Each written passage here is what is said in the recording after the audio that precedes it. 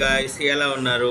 అందరూ బాగున్నారా? Okay, start గా కనిపించే మందుల వెనుక ఎంత సైన్స్ ఉందో ఇప్పుడు సింపుల్గా తెలుసుకుందాం. మనం వాడే మందుల్లో స్వచ్ఛత లేదా ప్యూరిటీ అంటారు కదా, అసలు దాని అర్థమేంటి? ఫార్మస్యూటికల్ కెమిస్ట్రీ అంటే మందులు మనకు సేఫ్గా ఎఫెక్టివ్గా అందేలా చూసే సైన్స్ అన్నమాట. మందుల క్వాలిటీ కోసం కెమిస్ట్లు ముందుగా తప్పులను గుర్తించి వాటిని కంట్రోల్ చేయగలగాలి. అయితే ఈ తప్పుల్లో కొన్నింటిని సరిదిద్దొచ్చు, కాని కొన్ని మాత్రం ఊహించలేం, అవి యాదృచ్ఛికంగా జరుగుతాయి. చూడండి, యాక్యురసీ అంటే కరెక్ట్ టార్గెట్ను కొట్టడం, ప్రిసిషన్ అంటే ప్రతిసారి ఒకే చోట కొట్టడం. కరెక్ట్గా టార్గెట్ చేసే ఈ యాక్యురసీ ఫార్మస్యూటికల్ ఇనార్గానిక్ కెమిస్ట్రీలో చాలా చాలా ముఖ్యం. అంటే సింపుల్గా ఉండే ఎలిమెంట్స్ని లైఫ్ సేవింగ్ డ్రగ్స్గా ఎలా మారుస్తారనేదే ఇక్కడ అసలు పాయింట్. మందు స్వచ్ఛత నుంచి దాని స్టోరేజ్, వాడకం వరకు ప్రతి స్టెప్ చాలా కీలకం. ఓకే, ఇప్పుడు ఒక ప్రాక్టికల్ ఎగ్జాంపుల్ చూద్దాం. మన బ్లడ్కు అవసరమయ్యే కాంపౌండ్స్ గురించి. వీటినే హిమాటినిక్స్ అంటారు, ఐరన్ లాంటివన్నమాట. ఇవి మన రక్తంలో హీమోగ్లోబిన్ పెరగడానికి హెల్ప్ చేస్తాయి. అందులో ముఖ్యమైంది ఫెర్రస్ సల్ఫేట్, చాలా సింపుల్ కాంపౌండ్ ఇది. చూడండి, ఐరన్ను డైల్యూట్ సల్ఫ్యూరిక్ యాసిడ్తో ట్రీట్ చేస్తే ఫెరస్ సల్ఫేట్ తయారవుతుంది, అంతే. దానికి వాసన ఉండదు, నీలం ఆకుపచ్చ రంగులో ఉంటుంది, కాని తేమ తగిలితే మాత్రం బ్రౌన్గా మారిపోతుంది. దీన్ని ఎక్కువగా ఐరన్ డెఫిషియన్సీ అనీమియా ట్రీట్మెంట్లో వాడతారు. ఇంక్, డై తయారీలో కూడా ఉపయోగిస్తారు. బ్లడ్ గురించే కాదు, మన జీర్ణ వ్యవస్థలో కూడా ఈ ఇనార్గానిక్ కాంపౌండ్స్ పెద్ద రోల్ ప్లే చేస్తాయి. గ్యాస్ట్రోఇంటెస్టైనల్ ఏజెంట్స్ అంటారు వీటిని. ఇవి ఎసిడిటీని కంట్రోల్ చేసి డైజెషన్ను మెరుగుపరుస్తాయి. యాంటాసిడ్లు అంటాం కదా, ఇవి కడుపులో ఉన్న ఎక్కువ యాసిడ్ని న్యూట్రలైజ్ చేసి మనకు రిలీఫ్ ఇస్తాయి. ఈ యాంటాసిడ్లు కూడా రెండు రకాలు, కొన్ని బాడీలో అబ్జార్బ్ అవుతాయి, కొన్ని అవ్వము. సింపుల్గా చెప్పాలంటే ఇవి కడుపులోని యాసిడ్ను బఫర్ చేస్తాయి. దాంతో స్టమక్ పీహెచ్ పెరిగి మనకు హాయిగా ఉంటుంది. ఉదాహరణకు సోడియం బైకార్బనేట్ అంటే మన వంట సోడా. ఇది ఒక సిస్టమిక్ యాంటాసిడ్. దీని యాంటాసిడ్గానే కాదు, ఐ లోషన్స్లో, ఇయర్ డ్రాప్స్లో, కీటకాలు కుట్టినప్పుడు కూడా వాడతారు. సో రక్తం తయారీ నుంచి స్టమక్ యాసిడ్ కంట్రోల్ వరకు ఎన్నో సింపుల్ కాంపౌండ్స్ మెడిసిన్గా పనిచేస్తున్నాయి. మరి మనకు తెలియకుండా మన చుట్టూ ఉన్న ఏ సాధారణ మూలకం రేపటి గొప్ప మందవుతుందో.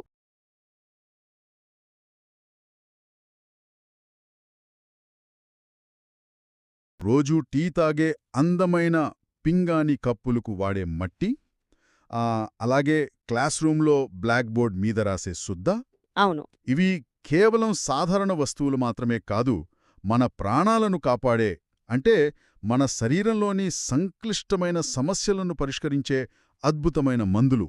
అంటే ఎవరైనా నమ్ముతారా? నమ్మడం కొంచెం కష్టమే గదా.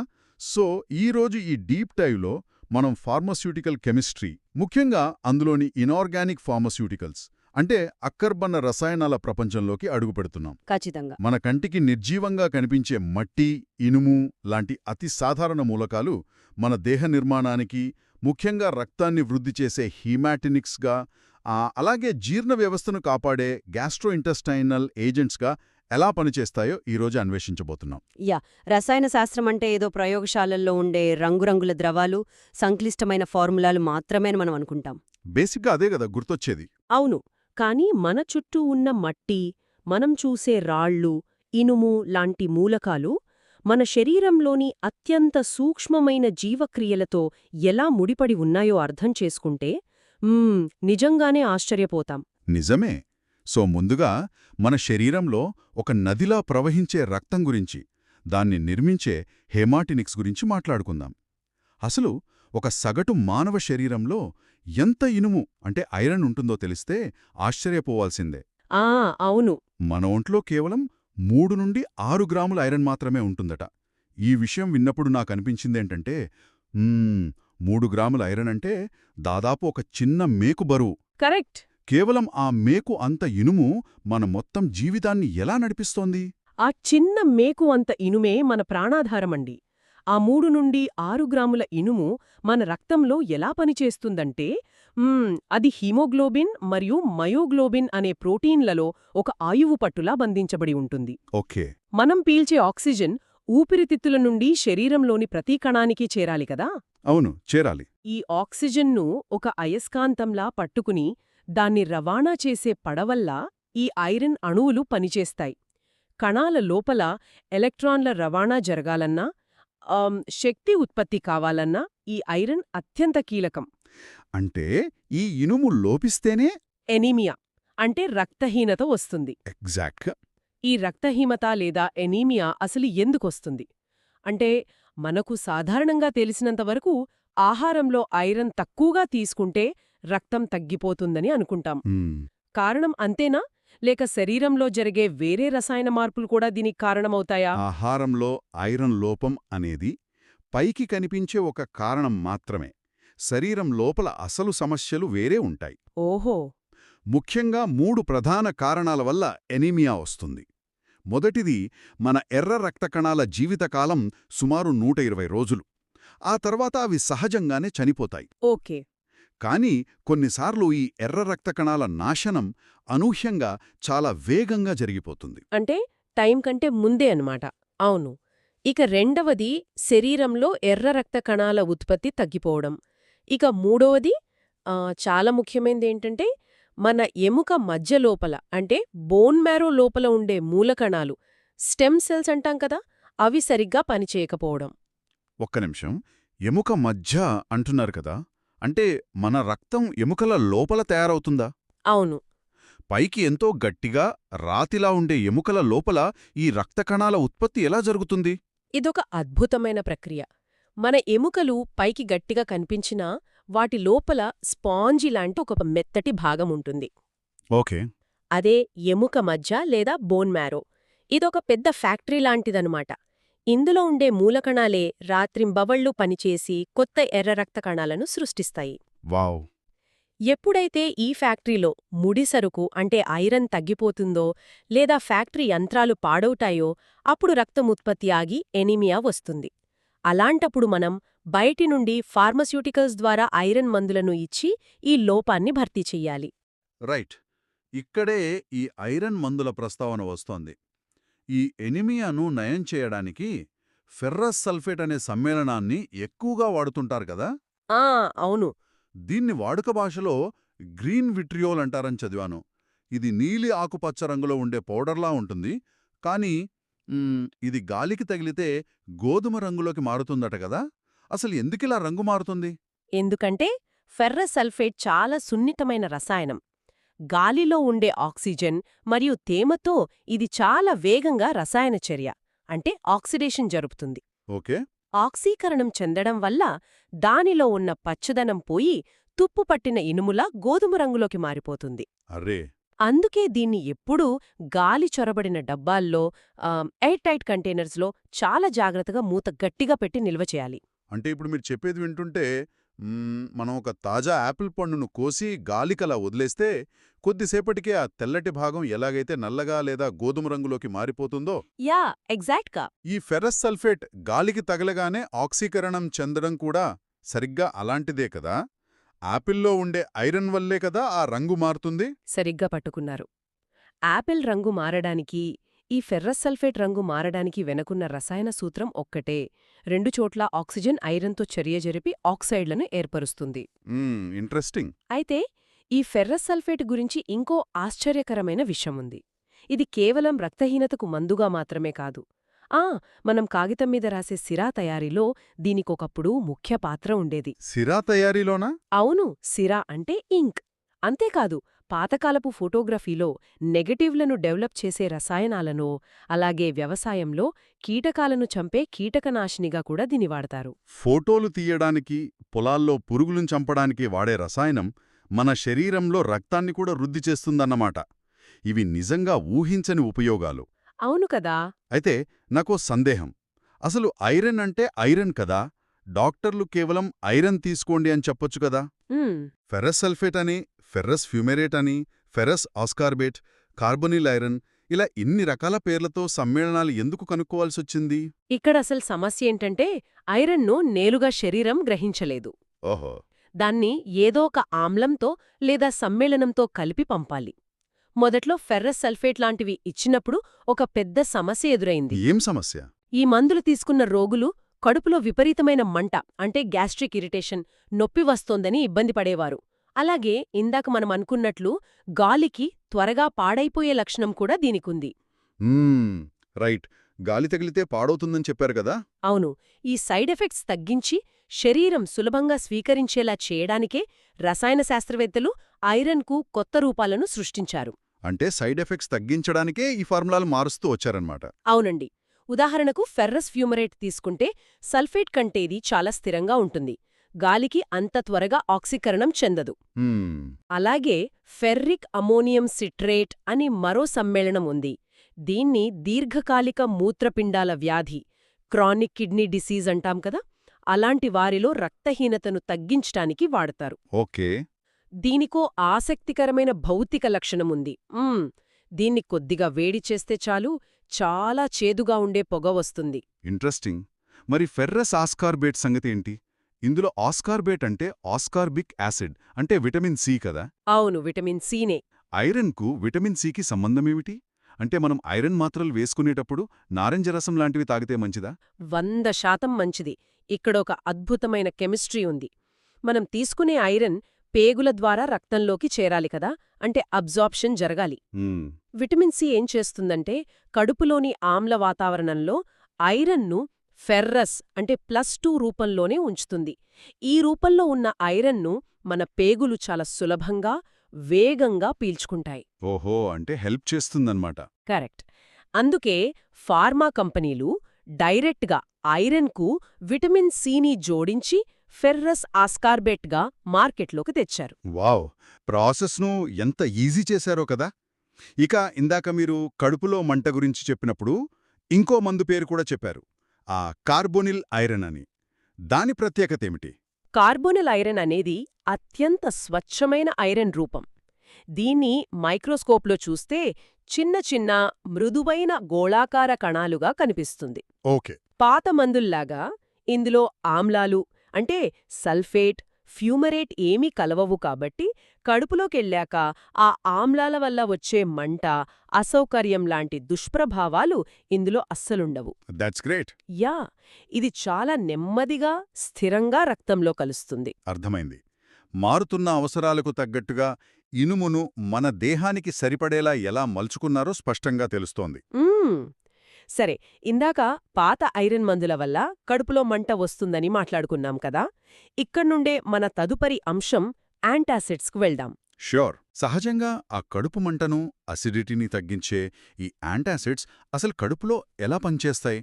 అక్కడ జరిగే రసాయన చర్య ఏమిటి? బేసిక్గా జీర్ణ వ్యవస్థలో మనం తిన్న ఆహారం అరగడానికి, బ్యాక్టీరియాని చంపడానికి మన కడుపు లోపల హైడ్రోక్లోరిక్ యాసిడ్ HCl అంటాం కదా, అది ఉత్పత్తి అవుతుంది. ఇది చాలా శక్తివంతమైన ఆమ్లం.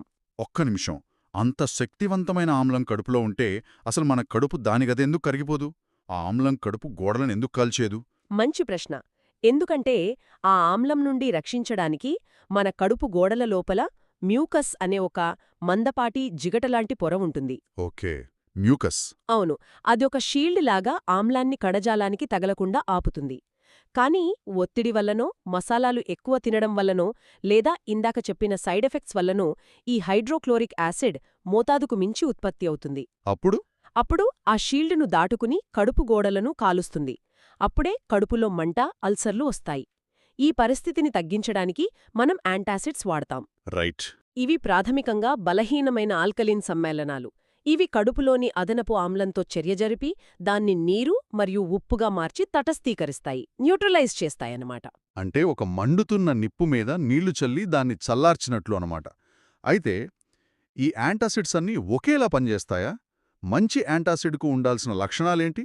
ఒక ఆదర్శవంతమైన యాంటాసిడ్కు కొన్ని ఖచ్చితమైన లక్షణాలుండాలి. మొట్టమొదటిది, అది కేవలం కడుపులో ఉన్న ఆమ్లాన్ని మాత్రమే బ్యాలెన్స్ చేయాలి కానీ పొరపాటును కూడా రక్తంలో కలిసిపోకూడదు. ఓకే, సిస్టమిక్గా అబ్జార్బ్ అవ్వకూడదు. ఎగ్జాక్ట్లీ. రెండవది, అది కడుపులో పెద్దగా గ్యాస్ను ఉత్పత్తి చేయకూడదు. ఇక మూడవది, అది పేగుల్లోకి వెళ్ళాక మలబద్ధకాన్నిగానీ విరేచనాలనుగానీ కలిగించకూడదు. మీరు మొదటి పాయింట్ రక్తంలో కలిసిపోకూడదు అని చెప్పారు కదా. ఇక్కడే ఒక ఆసక్తికరమైన విషయం ఉంది. యాంటాసిడ్స్లో 2 రకాలున్నాయని విన్నాను. ఒకటి సిస్టమిక్, రెండవది నాన్ సిస్టమిక్. అవును, ఈ రెండింటికి తేడా ఎలా ఉంటుందంటే సిస్టమిక్ యాంటాసిడ్ అనేది ఒక ఊరి వాటర్ ట్యాంక్లో వేసిన మందులాంటిది. అది ఊర్లో ఉన్న ప్రతి ఇంటికి చేరుతుంది, అందర్నీ ప్రభావితం చేస్తుంది. అవును. కానీ నాన్ సిస్టమిక్ యాంటాసిడ్ అనేది మన ఇంట్లో పెట్టుకున్న వాటర్ ఫిల్టర్ లాంటిది. కేవలం మనకు ఎక్కడ అవసరమో అక్కడే ఖచ్చితత్వంతో పనిచేస్తుంది. నా ఉదాహరణ కరెక్టేనా? అది పర్ఫెక్ట్ ఉదాహరణ. మనం సిస్టమిక్ యాంటాసిడ్ గురించి చూస్తే దానికి బెస్ట్ ఎగ్జాంపుల్ సోడియం బైకార్బోనేట్, అంటే మనం ఇంట్లో వంటల్లో వాడే బేకింగ్ సోడా. Baking soda. ఇది కడుపులోకి వెళ్లగానే ఆమ్లాన్ని వేగంగా తగ్గిస్తుంది, కానీ ఊరి వాటర్ ట్యాంక్ లాగా వెంటనే రక్తంలోకి కూడా శోషించబడుతుంది. అలా బేకింగ్ సోడా రక్తంలోకి వెళ్ళిపోతే ఏమవుతుంది? అది ప్రమాదమా? ఖచ్చితంగా ప్రమాదమే. మన రక్తం ఎప్పుడూ ఒక నిర్దిష్టమైన pH, అంటే సుమారు 7.4 వద్ద తటస్థంగా ఉండాలి. ఓకే. ఈ సోడియం బైకార్బోనేట్ రక్తంలో కలవగానే రక్తం ఆల్కలైన్గా, అంటే సబ్బునీల స్వభావంలా మారిపోతుంది. దీన్నే మెడికల్ పరిభాషలో ఆల్కలోసిస్ అంటారు. ఆల్కలోసిస్. అవును.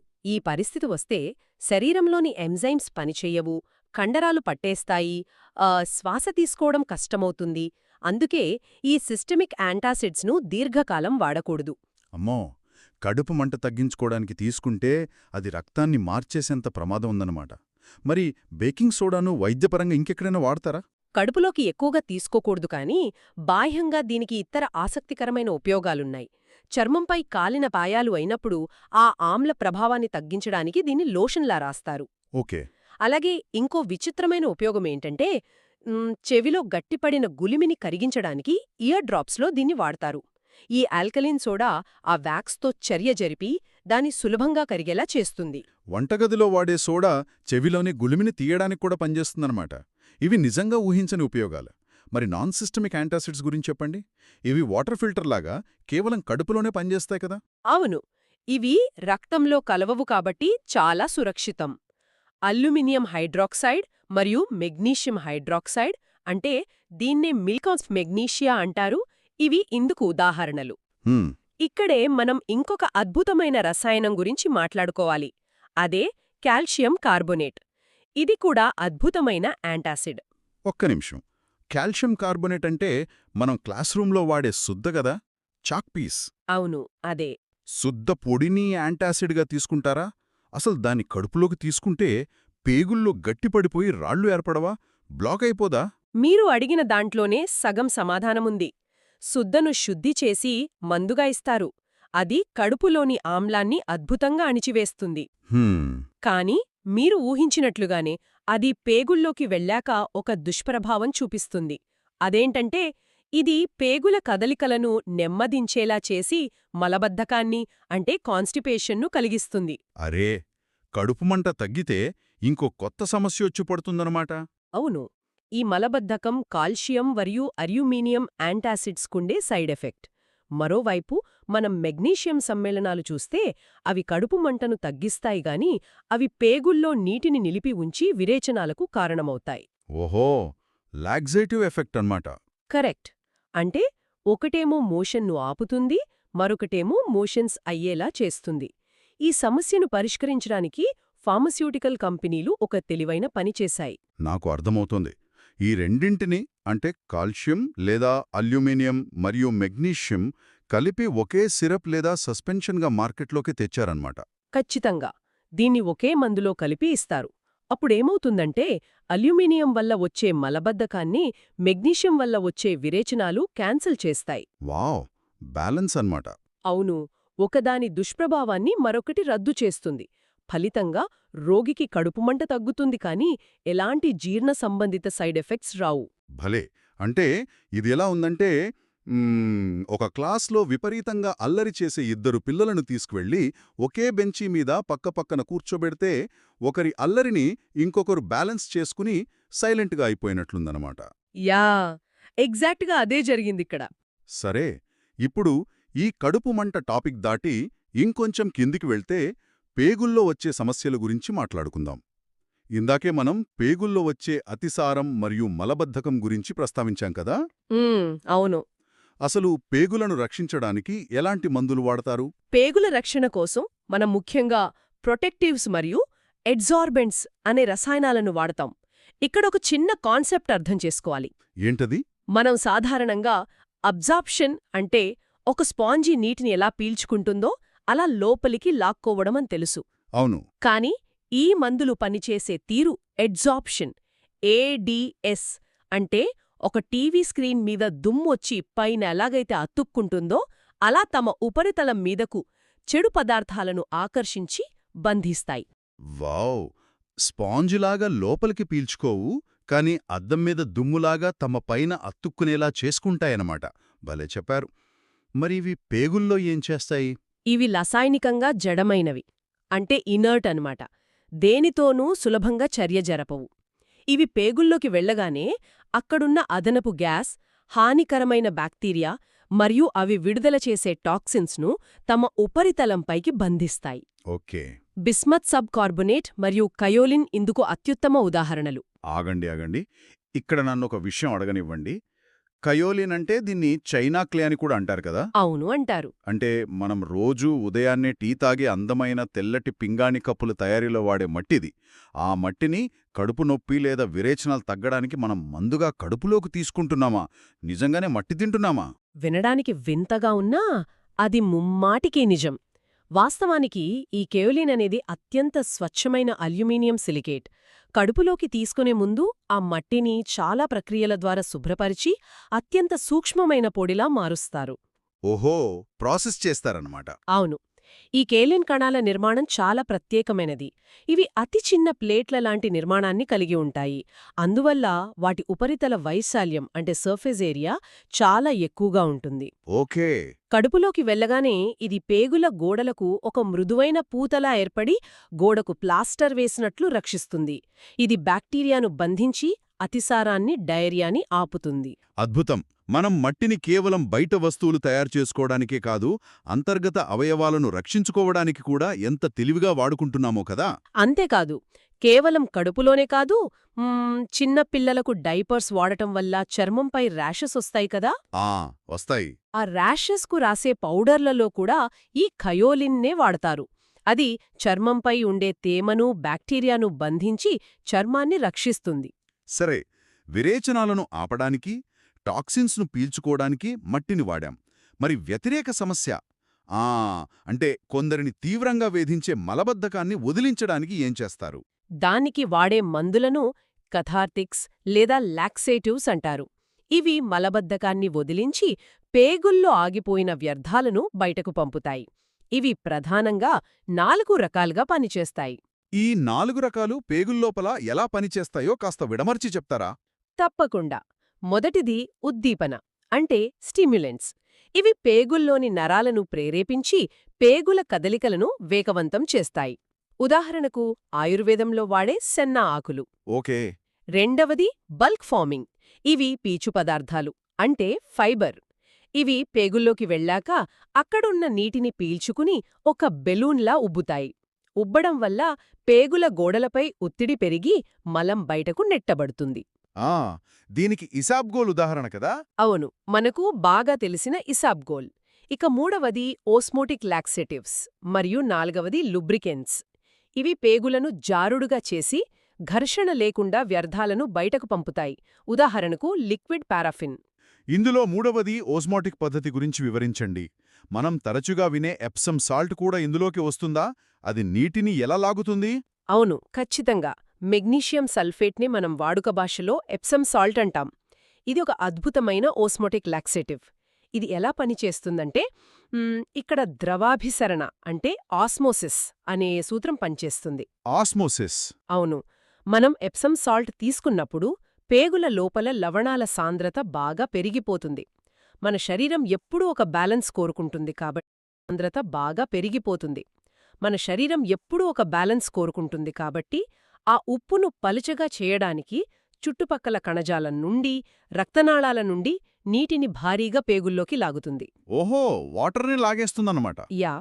ఆ భారీ నీటి చేరిక వల్ల కఠినంగా మారిన మలం మెత్తబడి మలబద్ధకం తగ్గిపోతుంది.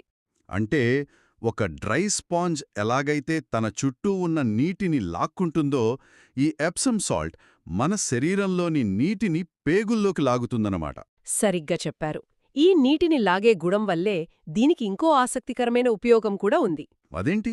చర్మంపై ఎవరికైనా సెగగడ్డలు వస్తే అంటే బాయిల్స్, డాక్టర్లు ఈ ఎప్సమ్ సాల్ట్ను నీళ్లల్లో కలిపి వెట్ డ్రెస్సింగ్ చేస్తారు. అది చర్మంపై ఉన్నప్పుడు లోపల ఉన్న ఇన్ఫెక్షన్ను, చీమును ఆస్మోసిస్ ద్వారా బయటకు లాగేస్తుంది. వావ్, బయటికి లాగేస్తుందా? అవును. అంతేకాదు, సముద్ర ప్రయాణంలో కొందరికొచ్చే వికారాన్ని, సీ సిక్నెస్ అంటాం కదా, దాన్ని తగ్గించడానికి కూడా దీన్ని వాడతారు. ఆహాహా. ఇది వింటుంటే నాకు ఒక్కటే అనిపిస్తోంది. మనం ఈరోజు చేసిన ఈ ప్రయాణాన్ని ఒక్కసారి సంక్షిప్తంగా చూసుకుంటే ఎంత ఆశ్చర్యంగా ఉందో కదా. అవును, చాలా. ఎక్కడో ఫోటోగ్రఫీలో నెగటివ్లను కడిగే గ్రీన్ విట్రియోల్ అంటే ఫెర్రస్ సల్ఫేట్ మన రక్తానికి ఎలా ప్రాణం పోస్తుందో తెలుసుకున్నాం. హ్మ్, తరగతి గదిలో బోర్డు మీద రాసే శుద్ధకడుపులోని ఆమ్లాల మంటను ఎలా ఆపుతుందో చూశాం. అలాగే మన రోజువారీగా టీ తాగే అందమైన కప్పులు తయారుచేసే మట్టి మన పేగులను ఎలా రక్షిస్తుందో, ఇన్ఫెక్షన్లను ఎలా అడ్డుకుంటోందో అర్థం చేసుకున్నాం. అవును. ఈ మొత్తం అన్వేషణలో మనం గమనించాల్సింది ఒకటే. రసాయన శాస్త్రం అనేది కేవలం ల్యాబ్లో, బీకర్ల మధ్య, టెస్ట్ ట్యూబుల్లో మాత్రమే జరిగే ఒక కృత్రిమ ప్రక్రియ కాదు. ఖచ్చితంగా కాదు. మన చుట్టూ దైనందిన జీవితంలో కనిపించే అతి సాధారణ వస్తువులకు, మన దేహంలోని అత్యంత సంక్లిష్టమైన జీవక్రియలకు మధ్య ఉన్న ఒక అద్భుతమైన అనుసంధానం. ఒకసారి ఈ కోణంలో ఆలోచించడం మొదలుపెడితే ఈ సృష్టిలోని ప్రతి ఇనుపరేణువు, ప్రతి మట్టికణం ఒక ఔషధంలా కనిపిస్తుంది. నిజమే. మనం రోజూ నడిచే నేల, చూసే వస్తువుల వెనుక ఇంత సైన్స్ దాగి ఉందన్నమాట. మరి ఈ ఆసక్తికరమైన ఆలోచనతో ఈనాటి విశ్లేషణను ముగిద్దాం. సాధారణంగా ఎటువంటి ప్రాణం లేని, నిర్జీవంగా కనిపించే మట్టి, శుద్ధ, ఐరన్ లాంటి అకర్బన మూలకాలే ఆ అత్యంత సంక్లిష్టమైన, అర్థం కాని మన మానవ శరీర యంత్రాంగాన్ని ఇంత అద్భుతంగా ట్యూన్ చేయగలిగితే బహుశా ఇంకా మనం కనుక్కోవాల్సిన ఎలాంటి అద్భుతమైన ఔషధ రహస్యాలు, క్యాన్సర్ లాంటి వ్యాధులకు పరిష్కారాలు మన అడుగుల కింద ఉన్న ఈ మట్టిలోనే దాగి ఉన్నాయో కదా. ఈ ఆలోచనతో ఈ డీప్ డైవ్ను ఇక్కడితో ముగిద్దాం. మళ్ళీ మరొక అద్భుతమైన విశ్లేషణతో కలుద్దాం. టాపిక్తో మళ్ళీ కలుద్దాం.